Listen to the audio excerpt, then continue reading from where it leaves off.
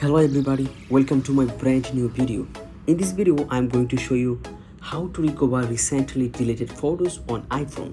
If you want to do so, you need some photos. If you have already photos, it's okay. If you don't have, just take a photo.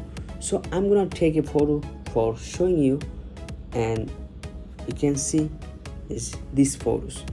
So after taking this picture, just click on here at the bottom of the side, that is delete button.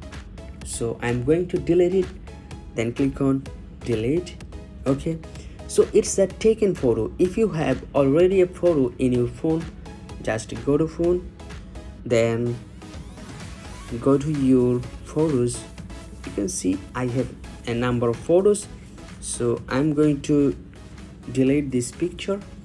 For deleting, again at the bottom of the side, find delete option. So just click for deleting, then click on delete. This photo already deleted. So after doing this, how you can find it? First of all, just go to photos option, then click on here album option. Album at the bottom of the side, you can find here recently deleted photos 7.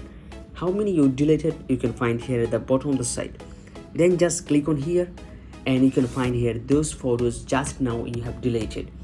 Then select this one and click on here, there is recover option.